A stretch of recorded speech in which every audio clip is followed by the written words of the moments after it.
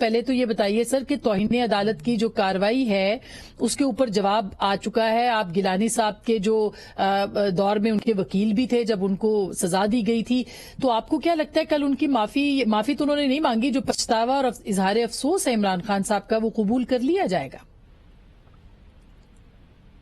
یہ جو ہے نا توہین عدالت کا, اگر اس کی آپ تاریخ دیکھیں تو توہین عدالت کا قانون اور اس میں جو نظیریں ہیں جی یہ بالکل سواب دیدی ہیں, بالکل سواب دیدی ہیں, اور ان کا کوئی مثال کے طور پہ سب سے زیادہ سنگین توہین عدالت کبھی ہوئی ہے تو وہ حملہ جو میاں نواز شریف کے ورکروں نے ان کے کہنے پہ ان کے ایما پہ کیا تھا سپریم کورٹ کے court room number 1 chief justice پہ. جی چیف جسٹس کی کورٹ روم پہ جو دھاوا بولا تھا اس سے زیادہ سنگین توہین عدالت کا کوئی واقعہ پاکستان میں تو نہیں ہوا. ٹھیک. اور وہ کیس بھی نواز شریف کو طلب کیا ہوا تھا عدالت نے, اور اس کے رد عمل پہ یا اس کو رد کرنے کے سلسلے میں ہوا تھا. دوسرا, اگر آپ مثال دیکھیں نظیر کوئی ڈھونڈیں تو یہی آپ نے دیکھا ہے طلال چودھری اور دانیال عزیز, نہال ہاشمی, تینوں نے غیر مشروط معافی مانگی اور تینوں کو پھر بھی عدالت نے سزا کر دی. اب ان میں یہ فرق ہے ذرا کہ ان کو آپ کو یاد ہوگا ان کا نام ہی پڑ گیا تھا, وہ روزانہ آتے تھے عدالت کی کارروائی کے بعد اور عدالت کی کارروائی پہ کامنٹ بھی کرتے تھے, اور ان کا نام ہی پڑ گیا تھا گالم گلوچ بریگیڈ. تو وہ بھی ایک بدتمیزی بہت ہی زیادہ ہوتی تھی گالم گلوچ بریگیڈ کی جانب سے, اور عدالت نے اس انتہا تک گئی کہ انہوں نے معافی غیر مشروط مانگی, گر گڑا کے مانگی, پر ان کو سزا پھر بھی ہوئی اور ڈسکوالیفائی ہوئی. ٹھیک. تیسرا لیجئے اس کا آپ ہی نے ذکر کیا یوسف رضا گیلانی صاحب. یوسف رضا گیلانی کا کیس اس سے مختلف تھا جی, کیونکہ وہ ڈیفامیشن آف دی کورٹ یا bringing the court into contempt نہیں تھا. ٹھیک. وہ تھا کہ عدالت کا حکم نہ ماننے کا. جی ہاں. اور ان کا کہنا تھا, ماننا تھا, اور میں یہ آج بھی سمجھتا ہوں کہ یوسف رضا کا جو موقف تھا وہ درست تھا کہ آرٹیکل 248 کے تحت ان کو امیونٹی ممنوع ہے, استثناء حاصل ہے ہر عدالت سے صدر پاکستان کو جب تک وہ صدر رہتا ہے. ٹھیک. اور اس کو ایگزیکٹو کھینچ کر, انتظامیہ کھینچ کر کسی عدالت کے سامنے نہیں لے جا سکتی. جی ہاں. سپریم کورٹ بھی حکم دے کہ ہمارے سامنے پیش ہو تو وہ آرٹیکل 248 کے تحت اس حکم عدولی کرنے کا اس کا اختیار ہے. لیکن اب اس کو یہ کہنا, مجبور کرنا پرائم منسٹر کو کہ اپنے پریزیڈنٹ کو وہ ایک 3rd کلاس میجسٹریٹ, ڈینیل ڈیویو از میجسٹریٹ 3rd کلاس ان. جی ہاں بالکل چوہے صاحب, وہ جی پھر ان کو ایک منٹ سامنے پیش کرو. جی ایگزیکٹلی وہ, لیکن وہ ہوا آپ نے دیکھا ان کو پھر ڈسکوالیفائی کیا گیا. تو عمران خان صاحب جی وہ دوسری بات آئی, دوسری بات وہ دوسرا حصہ ہے. ٹھیک.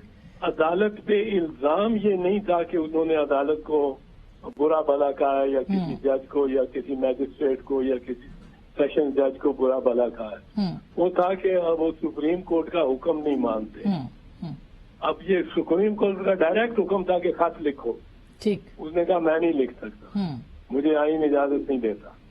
اب اس کو جب سزا ہوئی تو 3 سیکنڈ کی سزا ہوئی, کیونکہ عدالت نے کہا the court sentences the respondent to the imprisonment till the rising of the court and the court now rises, اور ساتھ ہی اٹھ کے چلے گئے, ختم ہو گئی سزا. جی ہاں. اب سزا جو ڈسکوالیفائی کرتی ہے وہ کم از کم آرٹیکل 63 کے تحت کم از کم 6 مہینے کی سزا ہونی چاہیے ایم این اے سے ڈسکوالیفائی ہونے کے. جی ہاں. اچھا, اب وہ اس کو 3 سیکنڈ کی ہوئی تھی, صحیح, تو وہ ڈسکوالیفائڈ نہیں تھا. اس کے بعد عمران خان کی درخواست پہ افتخار محمد چودھری صاحب نے جو چیف جسٹس تھے اور وہ بھی ایک سواب دیدی کام ہی کیا کرتے تھے، انہوں نے ایک اسپیشل بینچ بنایا اور ڈسکوالیفائی کر دیا اس دوران۔ اب چوہدری صاحب، اب سوال یہ ہے کہ جرم تو ایک جیسا ہے، یہ آپ مانتے ہیں کہ جو جرم تھا جو انہوں نے کیا وہی عمران خان صاحب نے بھی کیا، تو کیا سزا مختلف ہو سکتی ہے یہاں پہ؟ نوعیت فرق ہے جرم کی۔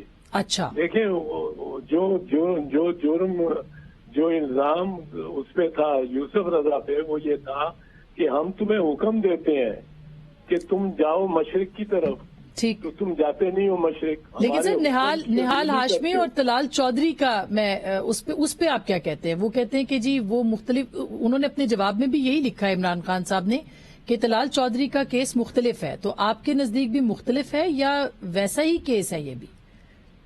وہ قریب تر ہے، لیکن ہر کیس ذرا مختلف ہوتا ہے کیونکہ انہوں نے تکرار بہت کی تھی۔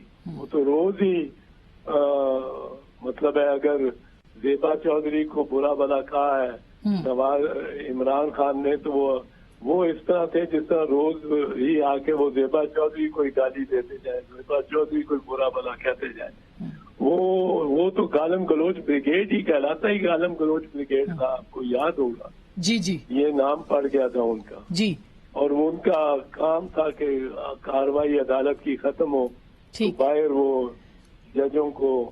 تو سر آپ کی ایکسپیکٹیشن کیا ہے؟ کل معافی قبول ہوگی خان صاحب کی طرف سے؟